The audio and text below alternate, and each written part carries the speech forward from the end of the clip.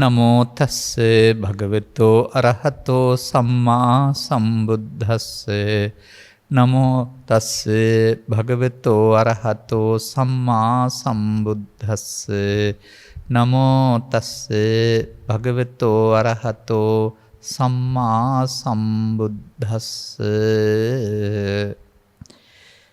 තීනිමානි භික්ඛවේ අකුසල මූලානි කතමානි තීනේ ලෝභ අකුසල මූලං දෝසෝ අකුසල මූලං මෝහෝ අකුසල මූලං තීති. ධර්මානුශාසනාවේ සදහබර අවග්‍රහක දායකත්වයේ දරන්නා වූ පවුලේ අය ප්‍රමුඛ මේ මොහොත අපට සවන් දීම සඳහා ඉඩ කඩවෙන් කරගත්තා වූ ලක්වාසී ලෝවාසී සදහවතුනි, අනුග්‍රහක බවතුන්, නිවනට උපනිශ්‍රේ වන ස්වාමින් වහන්සේ කැමැති පරිදි ධර්මදේශනයක් කියන මාතෘකාව යටතේ අපට නිදහස ලබා දී තිබෙනවා.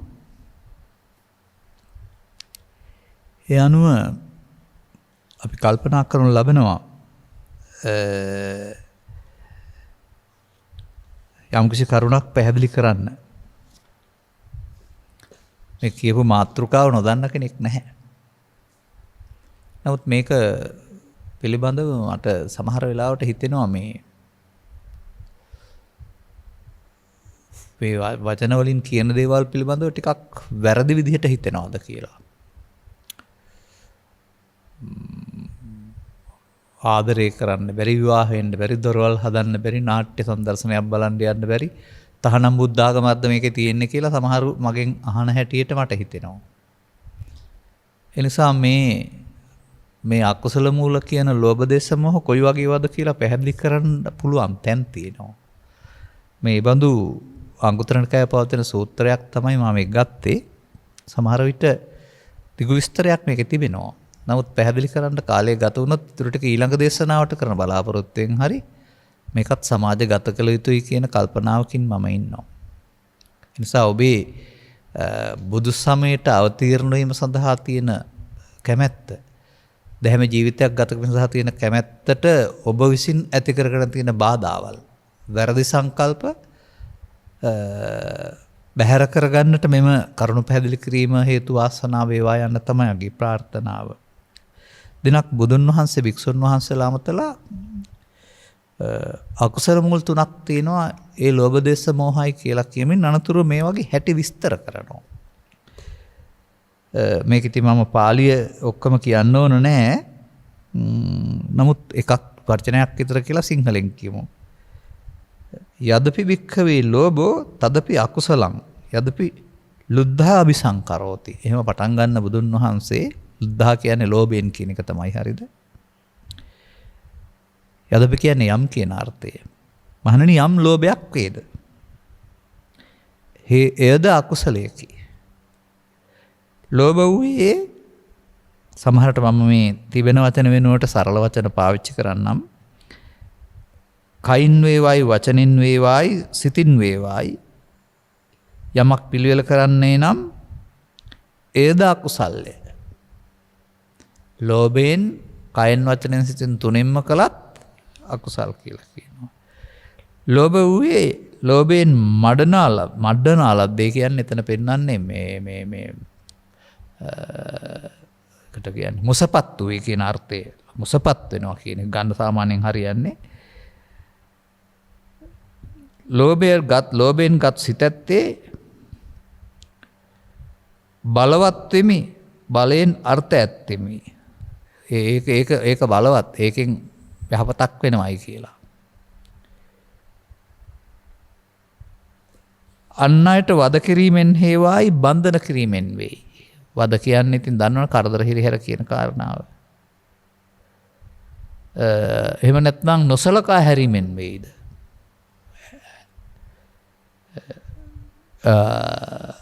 අපහාස කිරීමෙන් වෙයිද? එහෙම නැත්නම් ගමින් හෝ රටින් පලවා හරීද? එමත් නැත්නම්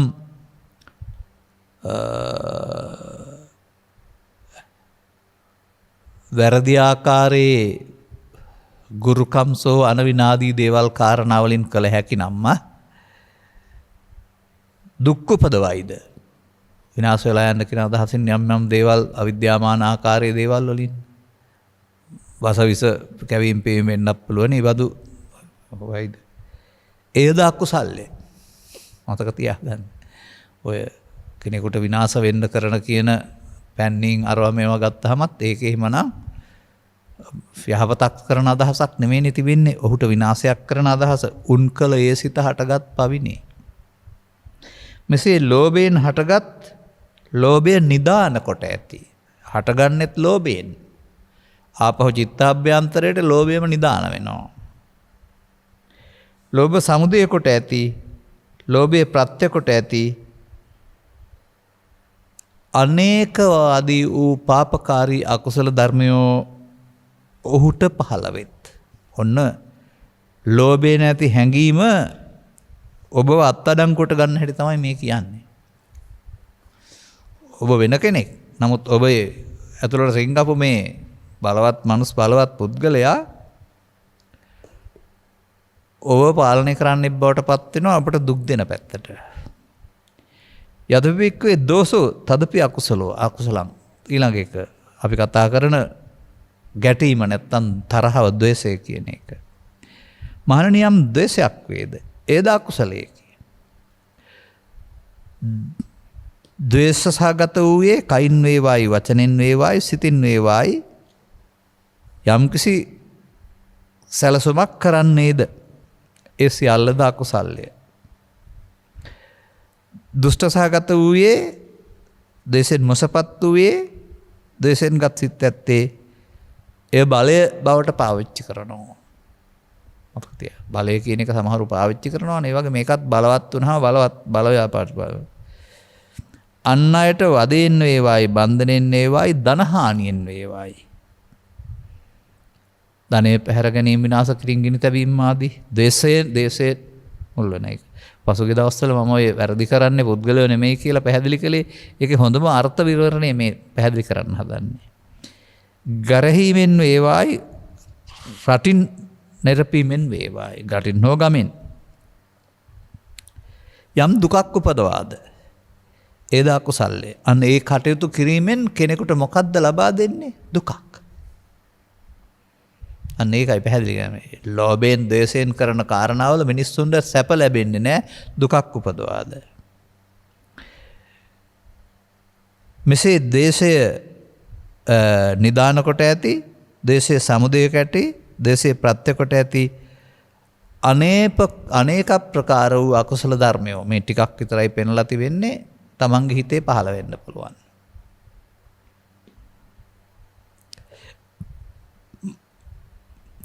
යදපි බික්කවේ මෝහ තදපි අකුසලං. යම් මෝහයක් වේද ඒද අකුසලය.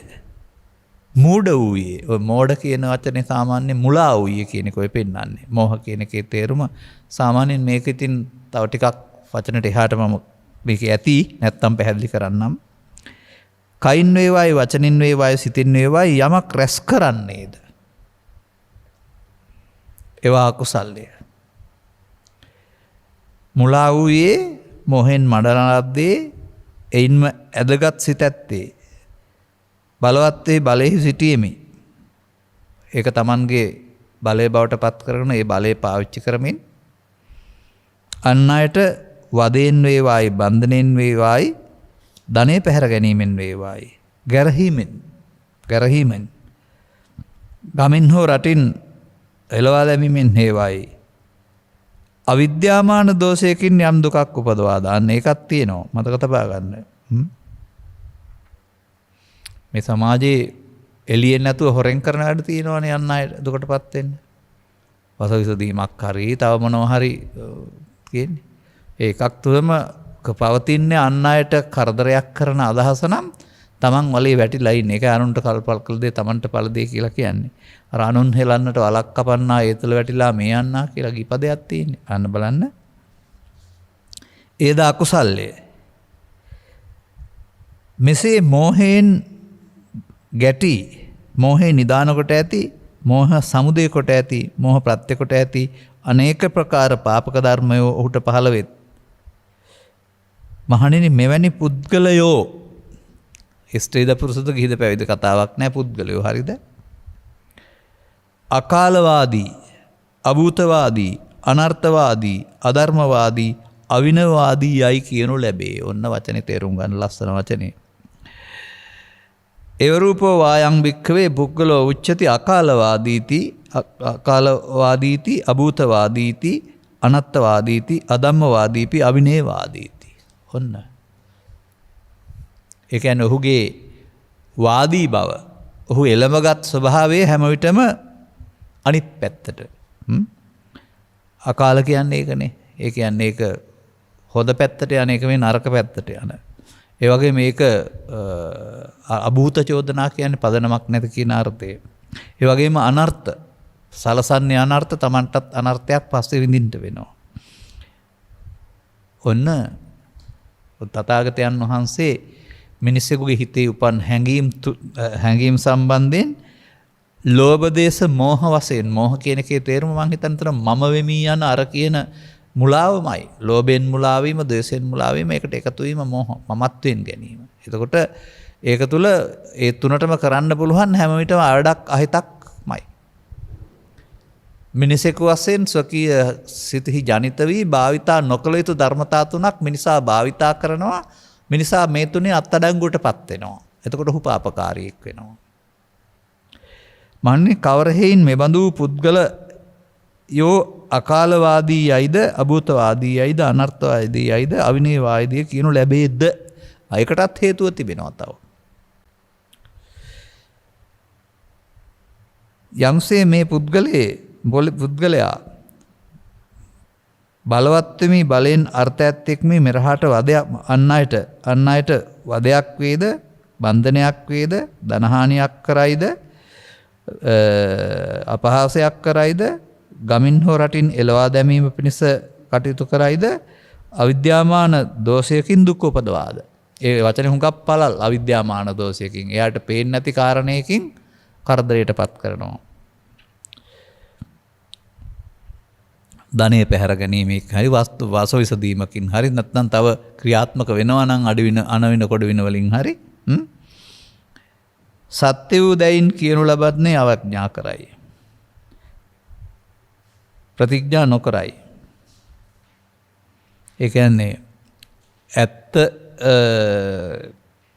කතා කරන එක ඇත්ත දේ ඒක අවඥාවට ලක් කරනවා. ඒක පිළිගන්නේ නැහැ.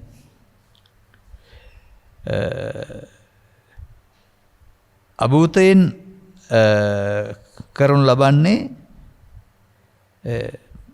මේ සත්‍ය නොවේ. මෙසේත් මේ හටගත්තේ නොවේ කියා අභූත වූ తත්වය අවුල් කරනු පිණිස, අවුල් හරනු පිණිස, අවුල් කරනු නෙමේ අභූත తත්වයෙන් නිදහස් වීම පිණිස, ඒ අවිශ්වාස తත්වයෙන් නිදහස් වීම පිණිස උත්සාහ කරන්නේ නැහැ. එහින් මෙබඳු පුද්ගලයෝ ඔන්න අභූතවාදී අකාලවාදී කියන එකේ තියෙන ඒකේ යථා තත්ත්වයේ තේරුම් අරන් පිළිගන්නේ නැහැ. අනිත් පැත්තට නිවැරදි කරන්න කල්පනා කරන්නේ නැහැ. ඔහු වැරද්දක පිහිටා සිටිනවා.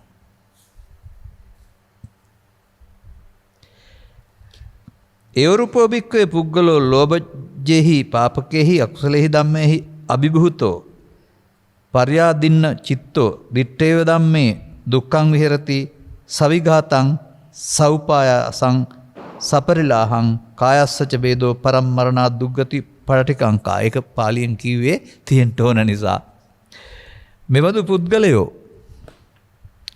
ලෝභයෙන් හටගත් පාප කුසල ධර්මයන්ගෙන් මඩනාලද්දී එය පිළිගත් වැළඳගත් සිත ඇත්තේ ඉහාත්මේදී නැත්නම් මේ ජීවිතයේදී වෙහෙස සහිත උපායාස දැඩි වෙහෙස සහිත දැවීම් සහිත දුකින් වෙසෙයි. ඔන්න දුක බුදුදහමේ. එතකොට මේවා කරන්න ගිහින් තමන් හිතේ හදාගත්ත එකද මේ බලන්න දැවීම් සහිත උපාස සහිත පැහැදිලි කරලා තියෙන්නේ දැවීම් සහිත. මේක දන්නේ ඇඟට වඩා හිත ඇතුළ. ඇඟක් දන වෙලාවල් තියෙනවා සමහර අයට. එමුණහම කය බිඳී සිදුවෙන මරණයෙන් පරලෝ යාමෙන් පස්සේ බලාපොරොත්තු වෙන්නලු අපාය යන්න. දුගතියක් කැමති විය යුතුය. ඔන්න ඔය ත්‍රිපිටකයේ පවතිනා වූ ලෝභ දේශ මොහ මුල් කොට අකුසල කරන්න එපයි කියලා මේ කරන පැහැදිලි කිරීම තථාගතයන් වහන්සේ මේ සූත්‍රයෙන් මනවින් කරලා තියෙන ආකාරය. ඒ වගේම දේශේ හැටිත් මොහේ හැටිත් එහෙමමයි. මේ තුන දෙකම නිසා මොකද වෙන්නේ? යාට ඔය උපායාසය කියන්නේ අර මානසික ඔබ කතා කරන ආතතිය වෙහෙස කියලා. වෙහෙස දැවීම දුකින් වාසය කරනවා. තුනම නිසා මොකද වෙන්නේ? කය බිඳීම සිද්ධ වෙන මරණයෙන් පස්සේ බලාපොරොත්තු වෙන්න ඕනලු. අර වරදක් කරපුවාම මහවුළු ගෙදර යන්න බලාපොරොත්තු වෙනවා වගේ මේ චේතනා ඔක්කොම දුෂ්ටයි. මේ චේතනාවල හොඳ එකක් ඇත්තෙම නැහැ. සිතින් මතුවෙන්නේම හැම වෙලටම අහිතක් අවඩක් කරන්නමයි. ඉතින් ඒක දවල්ට කළා වගේම හීනෙනුත් මතක් වෙන්නේ ඒක. අවසන් මොහොතටත් එතකොට ඔහුට පවෙන් පරලෝ යාම නැමැති දොරට විවෘත වුණාම සෝ කායස්ස බෙදෝ පරම්මරණ දුක්ගතින් උප්පජ්ජති. ඒක මෙහෙම කරනවා නම් බලාපොරොත්තු වෙන්න කියලා බුදුන් වහන්සේ වදාරන්නේ. උදාහරණයකුත් තියෙනවා හරි ලස්සන. යම් පරිදි සල්ගසක් වේවායි වෙනත් මේ රටේ තියෙන ගසක් ගම්මුක මොකක් හරි ලොකු ගහක් වේවායි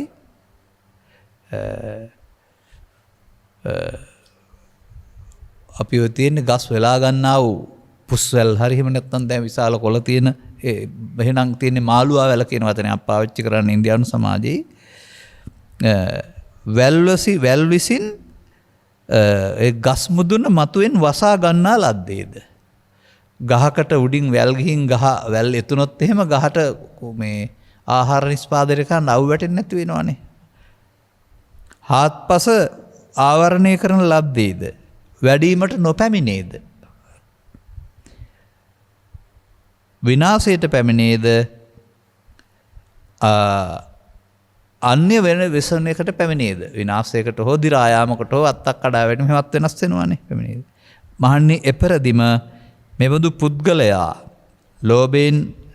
ලෝභේ හැටි පාපක අකුසල ධර්මයෙන් මරණා ලද්දේ එහෙයින්ම ඒවාට බැසගත් නැත්තම් වැදගත් සිත ඇත්තේ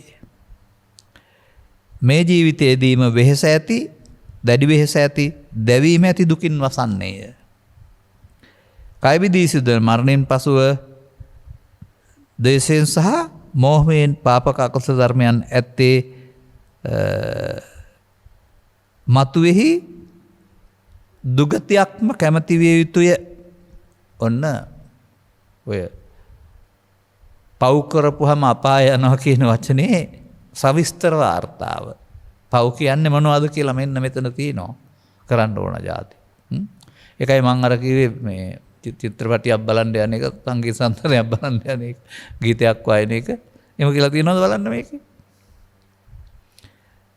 මේ දිනදා ජීවිතයට අවශ්‍ය සරල දේවල් ගැන නෙමෙයි මේ කතා කරන්නේ. චිත්තාභ්‍යන්තරයේ කුණුහිත පෝෂණය වෙලා Taman දුසිත වෙන ආකාරය පිළිබඳව මේ නොකල යුතු පැත්ත පැහැදිලි කරනු ලබනවා. දැන් යනවා අපි ඉතිරි කොටසට. තීනිමානි බික්කේ කුසල මූලානි කතමානි තීනි අලවෝ කුසල මූලං අදෝසෝ කුසල මූලං අමෝහෝ කුසල මූලං. හැබැයි මේ පින් නම් නෙවෙයි. මොකද මේකේ අගට තියෙනවා නිවනටපත් වෙනවා කියලා. මේ කියන කුසල මූලයේදී නිවීමලා ප්‍රත්‍යක්ෂ වෙනවායි කියලා.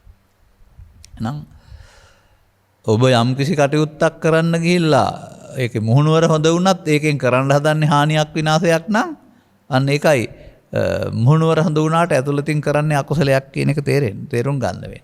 සමහරවිට අපි තව ඉදිරි දේශනාවලක් යනකොට දේශනාවලදී මේ බඳු උදාහරණ අරගෙනම පෙන්නන්නම් මෙන්න මුහුණුවරේ පින ඇතුළත පාපේ කියලා.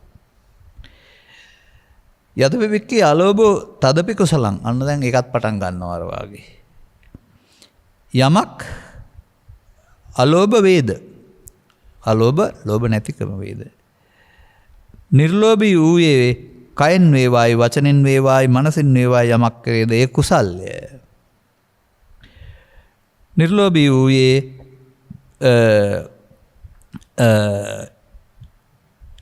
එයින් නොමඩනා ලද්දේ කියන්නේ අර වගේ යටපත් බලවත් වීම නෙමෙයි අන්න අය පෑගීමට කල්පනා කරන එක නෙමෙයි ඒ කෙරෙහි ඇලීමෙන් තොරව වූයේද අන් අයට වදයෙන් වේවායි බන්ධනයෙන් වේවායි ධනහානියෙන් වේවායි ගර්හා කිරීමෙන් වේවායි ගමෙන් රටෙන් පැන්වීමෙන් වේවායි අදෘශ්‍යමාන බලපෑමකින් වේවායි පරහට දුක් නොදෙනවාද මතක තියාගන්න පරහට දුක් නොදෙනවාද එහෙම කුසලයයි බලන්න එතකොට කුසලය කියන්නේ කරන්න තියෙන එකක් නෙවෙයිනේ අර වැරදි ටිකෙන් මිදෙන්න තියෙන එකක් මෙසේ අලෝභයෙහි ගැටි අලෝභය නිදාන කොට ඇති අලෝභය සමුදය කොට ඇති අලෝභය ප්‍රත්‍ය කොට ඇති මේ අනේක කුසල ධර්මයෝ පහළ වෙත්. ඔහුගේ සිතයි අපි තව ටිකක් බලමුකෝ විස්තර කරන්න මොකද්ද මේකේ පැහැදිලි කරලා තියෙන්නේ කියන. මානේ යමෙක් අදෝසේ වේදේද කුසලයි. ද්වේෂ නොවුයේ කයින් වේවායි වචනෙන් වේවායි සිතින් වේවායි යමක් කරේද ඒද කුසල්. ද්වේෂෙන් මත් නොවුයේ එයින් හානියක් කිරීමට කැමැත්තක් ඇති සිතක් නැත්තේ ඒ බලවත් වීමෙන් වදයක් වේවායි බන්ධනයක් වේවායි හැරදැමීමක් වේවායි ගැරහීමක් වේවායි රටින් පෙරලි නිරපීමක් වේවායි අදෘශ්‍යමාන දෝෂ දෙකින් හරි අයහපතක් නොකරයි. දුකක් පරහට නොදේද පරහට කියන්නේ අන් අයට දුකක් පරහට නොදේද ඒද කුසල නම් වේ. මෙසේ අද්වේෂයෙන් හටගත් අද්වේෂය නිදාන කොට ඇති අද්වේෂය සමුදය කොට ඇති අද්වේෂය ප්‍රත්‍ය කොට ඇති අනේක කුසල ධර්මය ඔහුට පහළ වෙයි. ඔන්න අවඩක් අහිතක් නිරපීමක් විනාශ කිරීමක් පරිගැනීමක් කරන්නේ නැති උදව්වක්ම කරන්න ඕන අදහස්. මහණෙනි යමක් අමෝහ වේදේද කුසලයි.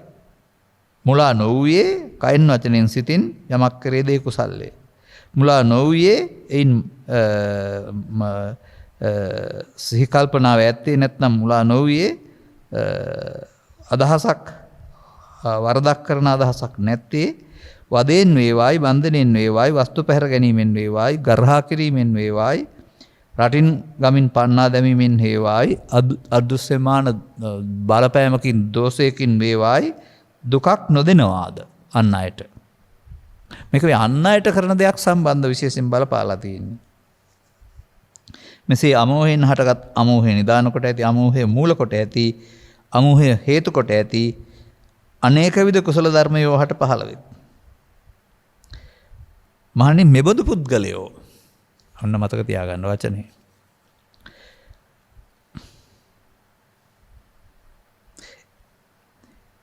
එවරූපෝ අයම් භික්කවේ පුද්ගලෝ උච්චති කාලවාදීතිපි භූතවාදීපිති අත්තවාදීපි ධම්මවාදීපි විනයවාදීතිපි. කාලවාදී භූතවාදී අර්ථවාදී ධර්මවාදී විනයවාදී. ඒ කියන්නේ අර ඒකේ සත්‍යවාදී වෙනවා. හටගත් දේසේ පිළිගන්නවා. ඇත්ත වශයෙන් පිළිගන්නවා. බොරු කියලා මග හරින්න කැමති වෙන්නේ නැහැ. කුමක් නිසා? එබඳු පුද්ගලයෝ කාලවාදීද එහෙම නැත්නම් භූතවාදීද විනයවාදී යද කියනු ලැබේද? භූත කියන්නේ යථා තත්ත්වය, අභූත යථා තත්ත්වයනේ. මේ පුද්ගලයා යම්සේ බලවත්නේ බලයෙන් අර්ථ ඇතියෙමි. වදයෙන් වේවායි බන්ධනෙන් වේවායි ධනහානියෙන් වේවායි රටින් නැගීමෙන් වේවායි අවිද්‍යාවන දෝෂකින් වේවායි පරහට දුක් නොදෙනවාද? ඔන්න ධර්මවාදී භූතවාදී කාලවාදී විනයවාදී කියන එකේ තේරුම අර අහිතක් අවඩක් නොකරන සත්‍යවාදී කියන වචනේ අර්ථය.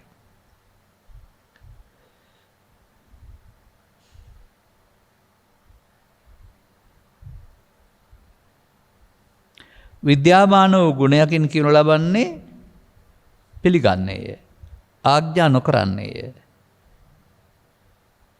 අවිද්‍යාමාන දෝෂයකින් කියනු ලබන්නේ මේ වැරදි මේක කියලා එහෙම ඒක නිවැරදි කරගන්නට අවශ්‍ය කරන්නා වූ මේක අභූත දෙයක් කියලා දෝෂේ නිරාවුල් කර ගැනීම පිණිස අභූතවාදී චෝදනාවක් ආවම ඒකට ගහගන්න බැනගන්න කපා ගන්න කොටා ගන්න යනවා වෙනකොට ඒක නිරවුල් කර ගැනීම සඳහා කටයුතු කරනු ලබනවා. අන්නේ නිරවුල් කර ගැනීමට කටයුතු කර ගැනීම තුළ තමයි මේ පෙන්වන්නේ අර අපි කතා කරන කාලවාදී, භූතවාදී, සත්‍යවාදී, ධර්මවාදී, විනයවාදී කියන එකේ තේරුම.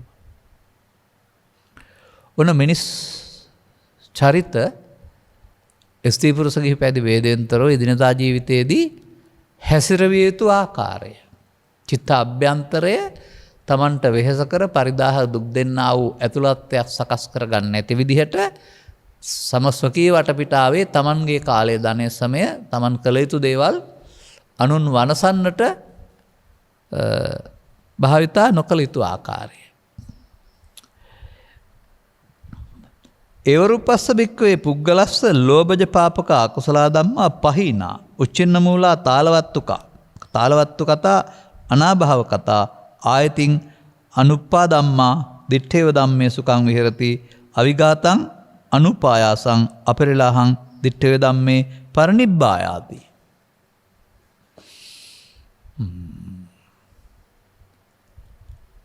ඔන්න දැන් අපි අවශ්‍ය තැනට එන්න ඉන්නේ.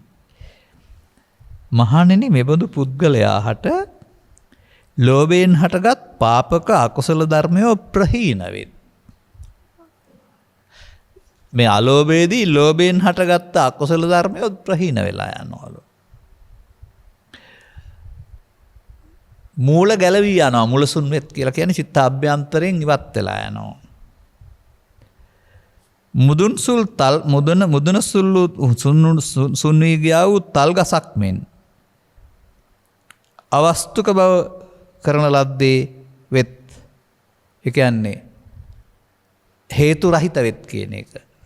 පළවපදින්ට හේතු දැන් මුල ගැට වුණාම ඊට පස්සේ ගහට ගන්න හේතු නැහැනේ. අනාභාවය කරන ලද්දා වෙත්. ඒ කියන්නේ අභාවයට ඒ මූල පැත්ත අභාවයට පත් කළා. හට ගැනීමට හේතු කළා. මතුවේහි නූපදන ස්වභාව ඇත්තාහු වෙත්. ඉහාත්මෙහිම විඝාත රහිත, උපායාස රහිත, පරිදාහ රහිත සුඛයෙන් වසන්නේය.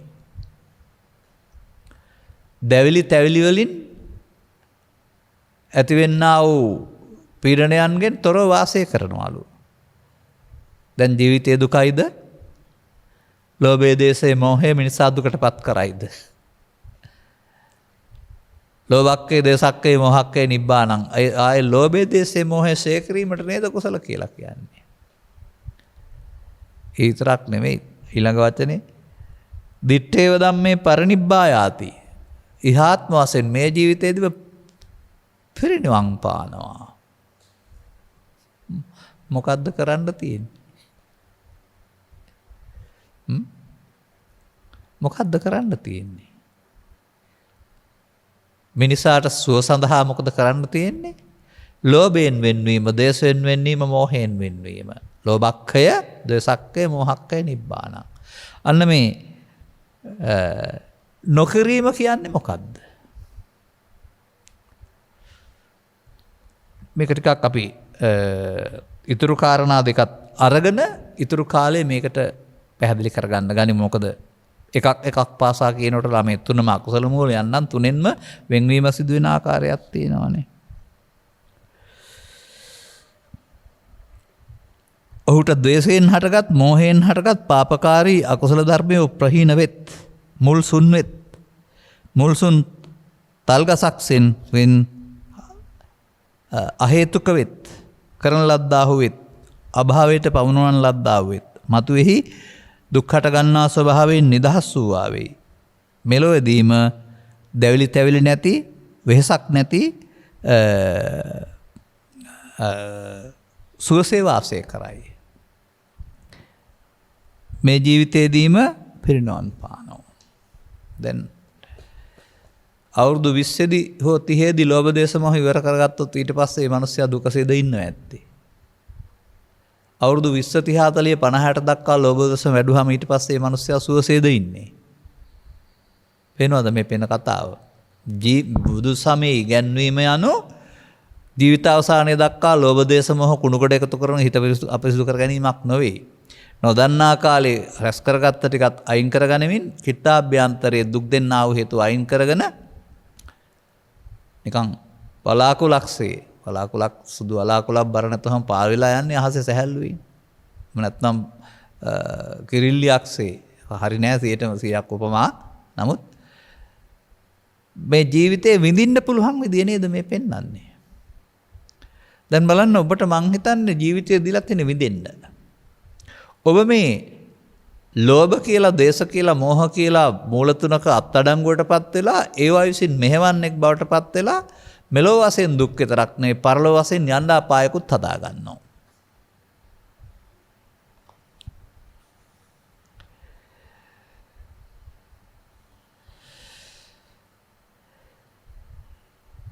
යම් පරිදි සල්ගසක වේවායි, දැවගසක වේවායි, කොළොම් ගසක වේවායි මාළුවා වැල් 3-4ක් මතුවේහි වසා ගන්නා ලද්දේද.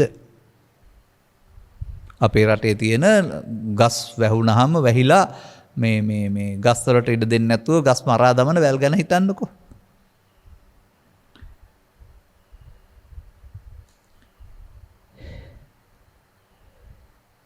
ඉක්බිති පුරුෂයෙක් උදැල්ලක් හෝ කූඩයක් අරගෙන එන්නේ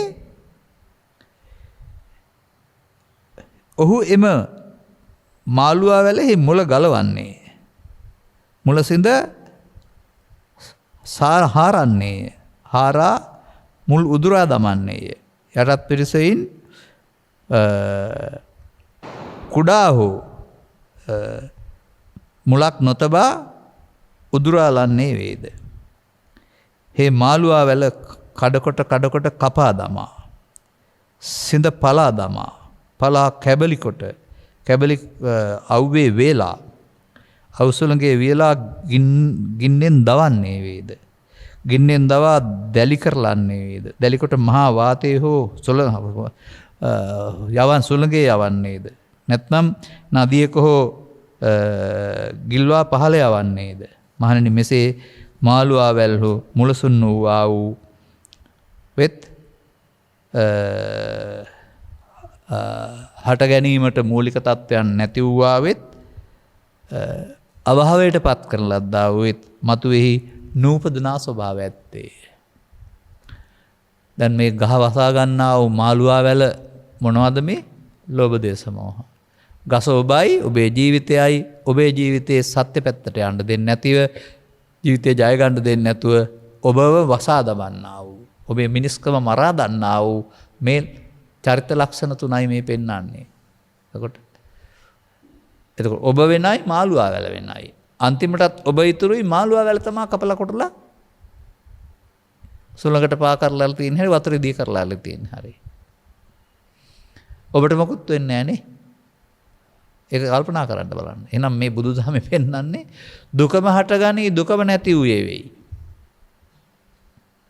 හදාගන්න දුක Taman ලෝභ දේශ මොහ කරන්න ගිහින් බලවත් කරගෙන එයින්ම දැවෙන තැවෙන හදවතක් හදාගෙන බාහිර වශයෙන් පමණක් නින්දේදී බාහිර ලෝකේ නින්දට ගිය ලෝකේ දැවෙන්න තැවෙන්න සිදුවෙන තාපයන්ගෙන් යුක්ත වෙලා දැන් මේ ජීවිතේ ලෝභ දේශ මොහ රැස්කොට දැන් බලාපොරොත්තු වේ යුතුය. දැන් මේ ටික මේ ජීවිතේම අයින් කරගත යුතුයි කියලා නේද මේ තියෙන්නේ. ඔබ මේ ටික එකතු කරන පරලෝ යන්න ගියාපුවාම ඒ බුද්ධවාදයේද. දැන් මේ මාළුවා වැල මුලසුන් කොට කෑලි කෑලි වලට කපා කොටා අව්වේ වේලා අරින එක මොකද්ද මේ පෙන්වන්නේ? ගහ බේරගන්න මුල වැලට කරන්න ඕනේ. වැල විසින් නම් ගහ වහසා දමා තිබෙන්නේ වැලට කරන්න ඕන දේ. ඔබත් ඔබේ ලෝභ දේශ මොහයන් පැසක් සහ උදැල්ලක් කියන එකේ තියෙන කූඩයක් සහ උදැල්ලක් ඒ වෙනුවට මොකක් හරි ගන්න එකක් ඇතිනේ. තවත් ඡේදයක් තියෙනවා. ඒකත් කියවලා අපි කතාවට බලමු.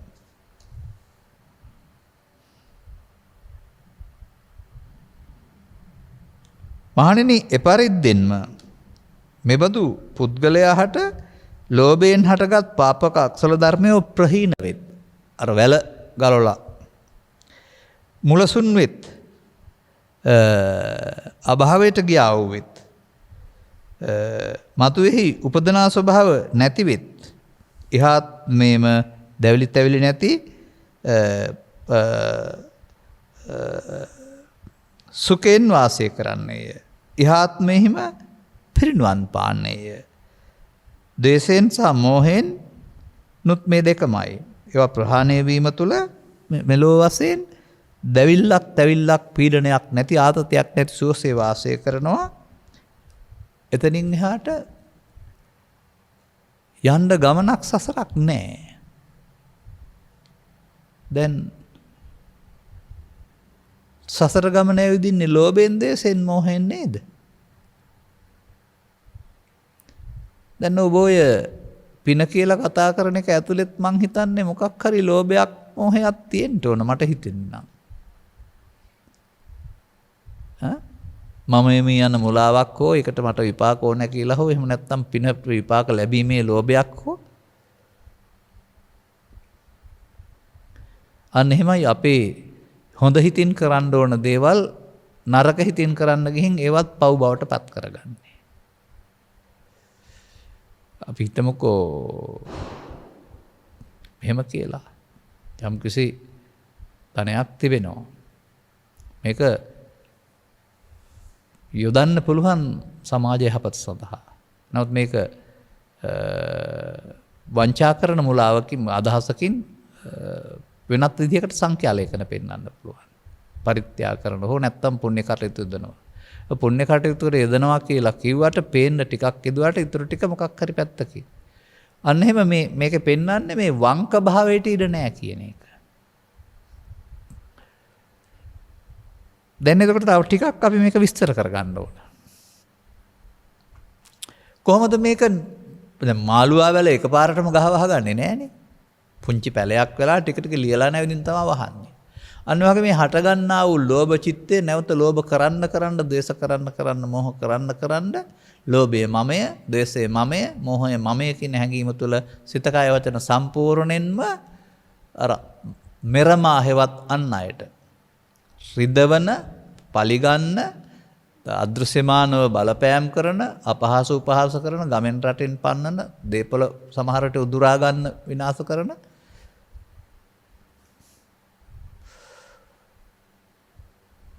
දැන් මෙතන නම් සතුන් මරනවා කියලා පව් කරනවා කියලා එකක් ඇත්තෙම නැහැ. මත්පැන් බොනවා කියලා එකක් ඇත්තෙමත් නැහැ.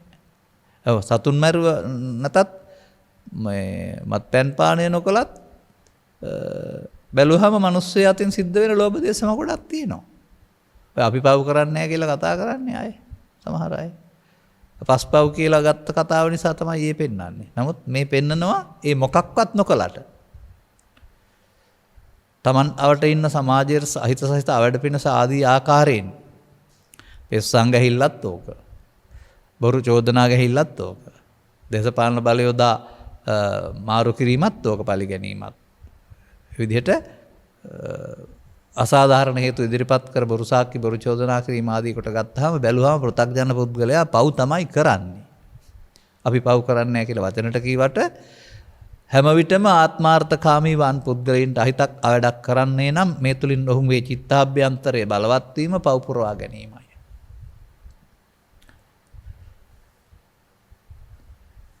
දැන් මේකට අපි තව ටිකක් අර්ථය ගන්න වෙනවා. මේ චේතනාව ආපුවම ඒක වැරදි කියලා හිතෙන්නේ නැහැ. ඔබ මෙහෙවනවා. ඔබ ලෝභය මමත්වෙන් ගන්නවා. ද්වේෂය මමත්වෙන් ගන්නවා. මෝහය මමත්වෙන් ගන්නවා. අරගෙන ඒකේ බලය පතුරවලා ඔබට ඉන් ලැබෙන ජයග්‍රහණය හොඳයි කියලා අන් අය රිදවනවා, පලිගන්නවා, එහෙම නැත්නම් අපහාසයට උපහාස ලක් කරනවා, ඔවුන් දුකටපත් කරනවා.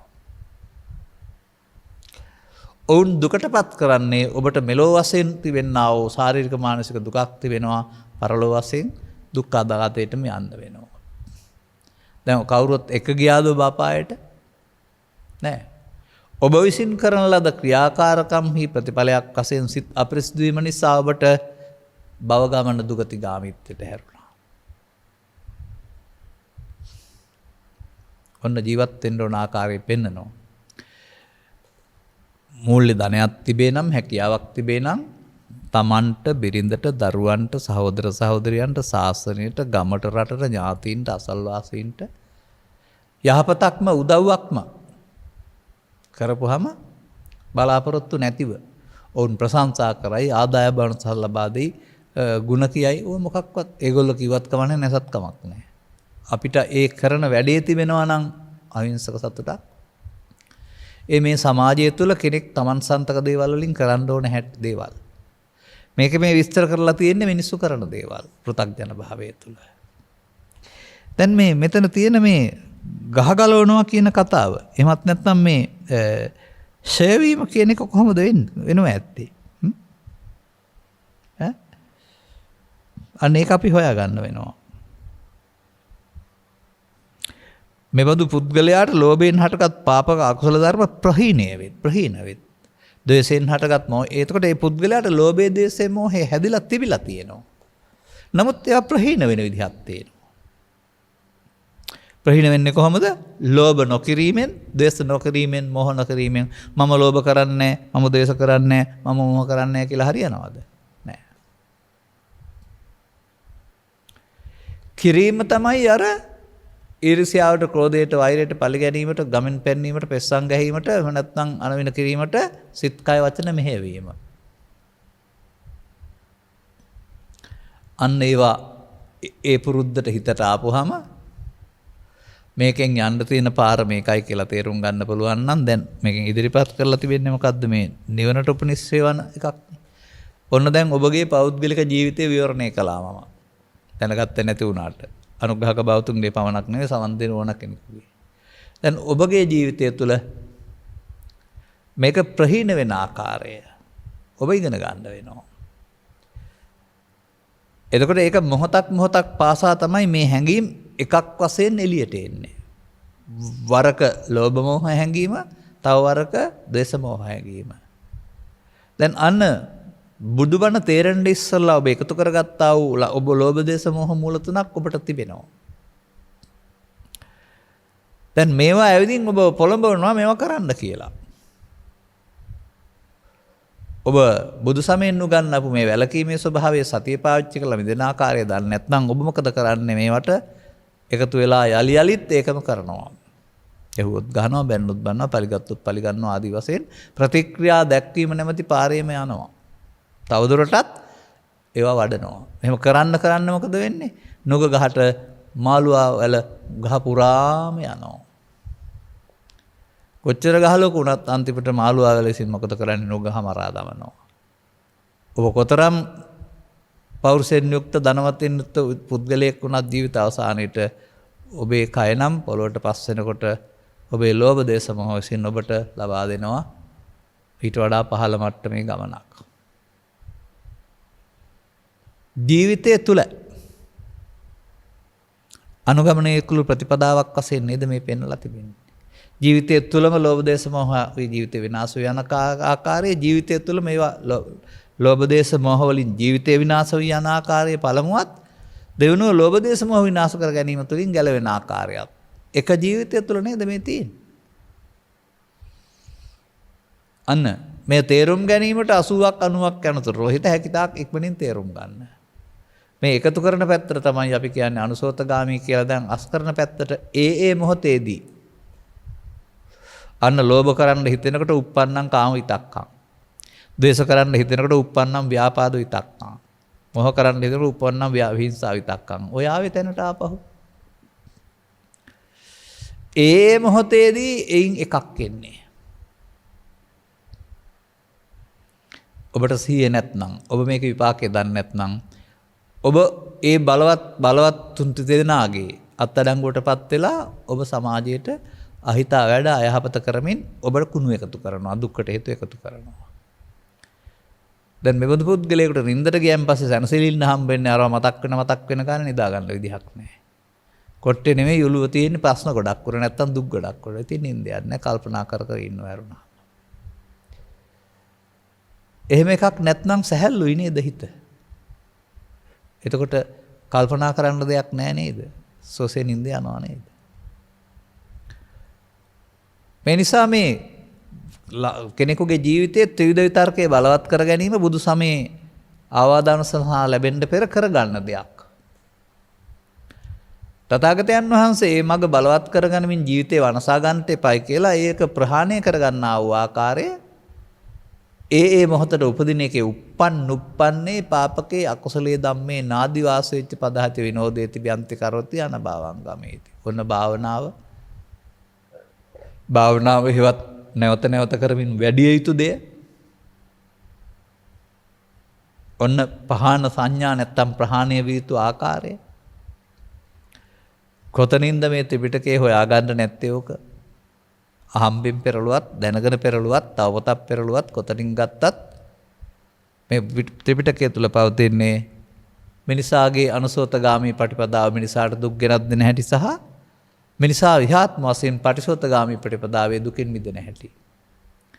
කෝ දැන් ලෝභ මූලය නැත්තම් දේශ මූලය නැත්තම් පැලවෙන්න මුල් නැහැනේ. මුල් නැත්තම් ලියලන්නේ නැහැ. ඒ ජීවිතෙන් එහා පැත්තට කය ඇරුණාම ලෝභ දේශ මොහ මූලික උපාදාන සහිත සිතක් නැහැ. දැන් වෙසෙන්නේ සැහැල්ලුවෙන් වෙසෙයි මේ ජීවිතයේදීම නාති දානි පුනර්භව කියලා දැනගන්නවා. මන්ද කොහොමද ඒක දැනෙන්නේ? ඒකත් වැදගත් කාරණය. මේ තමන්ගේ චිත්තාභ්‍යන්තරයේ තියෙන දේවල් බාහිරින් හමු වෙනකොට මතු වෙනවා. ඒ මතු වෙනකොට දැනගන්න ඕනේ තවදුරටත් තමන්ට උපදින්න දේවල් තියෙනවායි කියලා. එතකොට අර ප්‍රහීන වීම යාමේදී මේ කරුණ යෙදුනට ආපහු මතු වෙන්නේ නැත්නම් මගේ ළඟ මේක දැන් නැහැ කියලා දන්නවා. අන්න එහෙමයි ඒක වැටහෙන්නේ. ඔබටත් මෙතෙක් යම් තාක් දුර ආපු පිටිස් නම් මේ ගමනේදී යම් යම් දේවල් ඔබ ළඟ තිබුණ දුර්වලකම් නැත්නම් මේ දුක් උපදින හේතු දැන් ප්‍රහීන වෙලා අඩු වෙලා තුනී වෙලා කියලා දැනෙනවා ඇති. නැත්තරම නැති වුණු දවසටත් ලෝභක්කේ දේශක්කේ මෝහක්කේ නිබ්බානං කියන පදේ තේරුම පොතෙන් නෙමෙයි ඔබ තුලින් හොයාගන්න පුළුවන් වෙනවා. දැන් ඉතින් කල්පනා කරන්න වෙයි. ඔබ තුල ඇති සතුරන් මර්ධනය කරගන්න නැතුව බාහිර කිසිදු ක්‍රියාකාරක ප්‍රතිඵලයක් වශයෙන් ඔබට මේ නිවීම ළඟා වෙන්නේ නැහැ. ඔබ ජීවිතයට දුක කැඳවාගෙන තිබෙනවා. මතක තබා ගන්න. ඔබ විසින් කරන ක්‍රියාමාර්ගයක් තුළ තථාගත බුදු පියාණන් වහන්සේ අර පරිහාන ධම්මං භික්ඛවේ දේසිස්සාමි කියන පදයෙන් ඔබ තුළට මේ අසහනයේ පීඩාව දැවිල්ල තිබිලා නෙමෙයි දැන් එන හැටි පෙන්නනවා. ඒකට අදාළ කටයුතු සමාජයට කරන්න යාමෙන් අහිතක් අවඩක් විනාශයක් කරන්න යාමෙන් එනිදී ඊට පස්සේ ව්‍යාජයක් පෙන්වනවා. එහෙම නැත්නම් සංරක්ෂණය කරන මොනව පෙන්වනවා ගස් ටික කපා ගන්න එක හරි කාණු ටිකක් කපලා වැඩක් කරන බව පෙන්වනවා පස් ටිකක් විකුණන එක හරි සතුන් සංරක්ෂණය කරන බව පෙන්වනවා තුවක්ක් කරන් දඩයන් කරන එක හරි ඔය ඕන තරම් වැඩ කරන්න තියෙනවා මිනිස්සුන්ට මේ සමාජයේ මුහුණුවර පෙන්වනවා එකක් ඇතුළතින් අර මේ ඔය සමහර මේ හිරගෙවල් තුල කතාවලක් තිබෙනවා වෙනත් වැඩක් කරන බව පෙන්වලා හිරගෙන් පැනලා යන්න ඇතුලේ හැරුවයි කියලා මේ උමගක්. අන්න ඒ වගේ මුහුණුවර වෙනත් එකක් පෙන්නමින් ඇතුළතින් මේ දේවල් කරන එක මේ සමාජයේ ඕන තරම් බහුලයි. මුහුණුවර යහපත් ඇතුළතින් කරන්නේ හානියක් විනාශයක්. එතකොට මේ හැමෝම කරන්නේ මොකද්ද එතකොට? රටට ජාතියට ආගමට පරිසරයට අහිතක් අවඩක් Tamanට විශාල පාපයක්. Taman ඒවා කරන් පස්සේ ආපහු විඳින්න වෙනකොට තනියෙන් විඳින්න වෙනවා. පරලෝක ගියාමත් විඳවන්නේ අනුන් නෙමෙයි Taman. ඉතින් ලබාගත් ජීවිතය තුළ දුක් නොවිඳින ජීවන මාර්ගයක් සකසා ගන්නට නේද මේ පෙන්ලා තිබෙන්නේ. ඒකට ලෝභය, ද්වේෂය, මොහය අතෑරීම හැර වෙන කරන්න දෙයක් පෙන්නලා නැහැ නේද මේ සූත්‍රයේ. කොහොමද කරන්නේ කියලා අහන්න නැතුව. ලෝභයේදී හේවත් කාම විතර්කයේදී, ද්වේෂයේදී හේවත් ව්‍යාපාද විතර්කයේදී, මොහයේදී හේවත් හිංසා විතර්කයේදී. ඊට අදාළ අර පෙන්නපු ක්‍රියාමාර්ගයන්ට නොයා එකතු නොවීමෙන් එයා දුර්වල වෙන්න ගන්නවා. එයා මෙහෙන් අතෑරෙනකොට කැඩෙන්නේ මුලින්. මෙන්න මේ අතහරින පාරේ අනේක. එතකොට අම්මා දාතහරින්නේ තාත්තා දාතහරින්නේ ඉඩම් දාතහරින්නේ නැහැ. ඒකයි මම කිව්වා අර මුලින්ම මේ සංකීර්ණ සම්දර්ශනයක් බලන්න අනේක. දරුවෙක් ලෙන් ගතකමක් දක්වන එක. මගුල් ගෙදරක අනේක. කරන්නේ කොහොමද අහනවා. වෙලාවට මගෙන්. මේකේ තියනවාද යන්න එපා කියලා හැම. මෙන්න කරන්න එපා ටික තියෙනවා. මිනිසාට නැත්නම් සමාජයේ ඉන්න කාටවත් සතුන්ට දුක් ගෙනත් දෙන්නා වූ මේ උගුල් අටවන්න එපා කියලා තියෙන්නේ. ලී උගුල් නෙමෙයි මේ කාරණා. ඔවුන්ට අවඩ සලසන දුක් සලසන මේ ක්‍රියාකාරකම් ඔබ කරන්නේ නම් ඔබට ඉන්න විපාක පස්සේ හම්බ වෙනවා. ඒ පස්සේ හම්බ වෙන එක තමයි ගමනක් යනවා කියලා පෙන්නන්නේ. මරණින් එහා පැත්තට කරපු වැඩවලට විපාක තමයි අර යන්නේ. ඒ අයින් වුණාම යන්න කෙනෙකුත් නැහැ ගමනකුත්. නිවනට උපනිශ්‍රණ ධර්මයක් දේශනා කරන්න කිව්වේ. නිසා මේ කතාවේ මේ ඉහාත්ම වාසයේදීම මෙහෙදීම සසර ගමනක් යන්න නැහැ කියලා තියෙනවා. දැන් අර ලෝභ නොකිරීම, දේශ නොකිරීම, මෝහ නොකිරීමම භාවනාව නෙවෙයිද? ඒක තුළ විදර්ශනාව තියෙන්න ඕන නැද්ද? නැත්නම් කොහොමද ඒවා ෂේ වෙන්නේ? අන්න අර වැල ටිකෙන් ටික කපා විනාශ කරන්නා වූ ආකාරයට තමයි අර සෝවාන් සකෘදාගාමී අනාගාමී අරිහත් පිළිවෙලින් මේ පටිසෝතගාමී ප්‍රතිපදාවේ තවදුරටත් මේ හිත ඇතුළේ තියෙන උපදින්නා දේවල් එකතු නොවීමෙන් ප්‍රහාණය කරන්න පුළුවන් වෙන්නේ. ඔන්න බුදු සමය කියලා ඔබ තේරුම් ගත යුතු දෙය. හොඳයි දැන් කල්පනා කරන්න. මේවා ඔක්කොම තියාගන්නවා. තියාගෙන ඔබ සුදු හරි වෙනත් පාටක් හරි අඳගෙන ඉතින් පිටට පේන්නා වූ මල් ටිකක් අරගෙන කොඩි වැල් ටිකක් අරගෙන එහෙම නැත්නම් තවත් කාරණා ටිකක් අරගෙන පොද පූජා පවත්වමින් යනවා. ඒ මොකද්ද තෝරාගත්තේ? ලෝභ දේශ මොහ ටික තබාගෙන පිටට පෙන්නන වෙනත් දෙයක්. රඟපෑමක්. අර වයන් ලෝභ දේශ මොහ තුනී වෙනවද? නෑනේ. ඔන්නෝමයි අපි මේ කරන්න ඕන වැඩේ පැත්තකින් තියාගෙන පිටින් හදාගත්ත ඇදහිලිවන්ත බුද්ධ ආගමක් හදාන සසරටම භවයටම ඒවත් තුළම තවදුරටත් තරඟකාරීත්වය තුළ මේ හැම එකේම ලෝභය දේශය මොහය බලවත් වෙන එක කරුණාම අදාළ වැඩේට එන්නේ නැහැ. මේ වැඩේ කරනවා නම් ප්‍රතිපත්ති පූජාවෙන් බුදුන් පුදනවා අර නොකලත් කමක් නැහැ. නමුත් ඒවා පරාර්ථකාමීව කළාට කමක් නැහැ. සමාජයට අවශ්‍ය දේවල් තිබෙනවා. හැකියාම් පරිදි. නමුත් මේ කටයුත්ත Tamanගේ පෞද්ගලික වැඩක්. දැන් මෙන්න මෙතන මම දකිනවා මේ ලෝභයේ හිතට ආපුවම ලෝභයට එකතු නොවීමෙන් ලෝභය අනිත්‍ය බලනවා. ද්වේෂයේ හිතට ආපුවම ද්වේෂය නොකිරීමෙන් ද්වේෂය අනිත්‍ය බලනවා. මෝහයේ හිතට ආපුවම මෝහ නොකිරීමෙන් මෝහය අනිත්‍ය බලනවා. අනිත්‍යයි අනිත්‍යයි කියලා බලනව නෙමෙයි එකතු නොවීමෙන් බැහැරවීමට කියන නමක් මේ. එබැවින් මේක පෙන්නපු චරිත ලක්ෂණ ටික මතු කරගන්න ඔබ ළඟින් තියනවාද කියලා. මේවා කළොත් බලාපොරොත්තු වෙන්න ඕන පැත්ත පෙන්නලා තිබෙනවා. ඒ වගේම ඒකෙන් ගමට රටට මේ විස්තර ඇතුළත් තවත් විස්තර ගොඩක් තියෙනවා. ඒකේ හෝ වෙනත් දේවල් කියලානේ පෙන්නලා තිබෙන්නේ. මිනිස්සුන්ට දුක් දෙන වැඩකොට Taman මෙලොව වශයෙන් දුක් වේ සහ දුක් විඳින්න තැනක් හදාගනී. මිනිස් සමාජයට දුක් දෙන්නේ නැති විදිහට ජීවත් වෙලා උදව් උපකාර කොට සිතට එන දේවල් වලට එකතු නොවීමෙන් ලෝභ දේශ මොහ ෂය කර ගැනීම තුළ යන්න අපායක්වත් නැහැ, යන්න කෙනෙකුත් නැති වෙනවා. අදාළු කරුණු තේරුම් ගනිමින් මේක ජීවිතය තුළ අනුගමනය කරන්න ඕන සජීවී දහමක් බව තේරුම් කරගන්න. ඒක නැත්නම් යන පාර වැරදි පාරක් බව තේරුම් අරගෙන එයින් මිදෙන්නට ඔබට අවශ්‍ය කරන්නා වූ අවබෝධය සමග ශක්තිය සමග ඉන්පසු වීරිය ලැබේවා කියන සුභාශිංසනයේ ප්‍රාර්ථනා කරමින් මම ඔබේ ඉල්ලීම මෙසේ ඉටු කරමින් ධර්මානුශාසනාව අවසන් කරනු ලබනවා.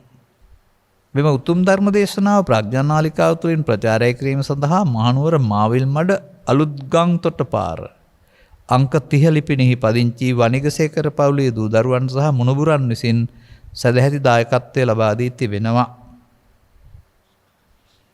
අරමුණු අතර මේ උතුම් ධර්ම දානමය මහා කුසලයෙන් මීට වසර 14කට පෙර දායකත්වය දැරූ අය අතරින් සමුගත් විශ්‍රාමලත් අධිකරණ රෙජිස්ට්‍රාර් වශයෙන් සේවය කළ WMKB වනිගසේකර මහතාට සහ පරලෝසෙපත් පද්මා මැණිකේ වනිගසේකර විශ්‍රාමලත් ගුරුමෑණියන්ට පරලෝ ජීවිතය සැපවත් වීම පිණිසත්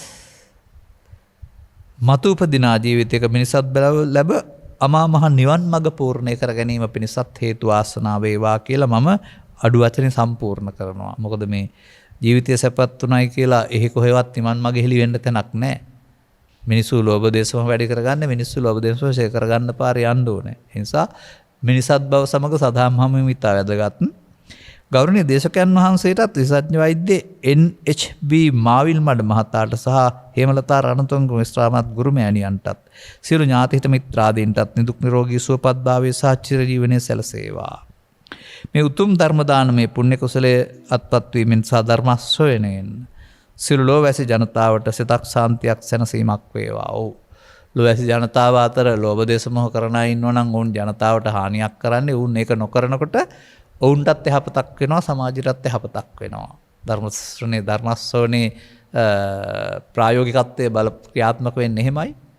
එබැවින් ඔබ පැතු සියලු යහපත් පැතුම් සඵල වේවා කියලා ප්‍රාර්ථනා කරන අතර ඔබටත් මේ ජීවිතය තුළ පරිහාන ධර්මයේ තේරුම් ගන්නට ලැබීම තුළින් අනිත් ධර්ම දේශනා උපයෝගී කරන මේ මොහොතේ මේට එකතු නොවීමෙන් ප්‍රහාණය කරන මාර්ගයේ තේරුම් අරගෙන අනුගාමී ප්‍රතිපදාවක් තුළ ඒ සුවය අත්විඳින්නට හේතු ආසනාව වේවායි ප්‍රාර්ථනා කරගන්න. සබ්බීතියෝ විවජ්ජන්තු සබ්බ රෝගෝ විනස්සතු මාතේ බවත් අන්තරායෝ සුඛී දීඝායුකෝ භව හැම දිනාටම තෙරුවන් සරණයි. දේශක්ඛයෝ නිබ්බානං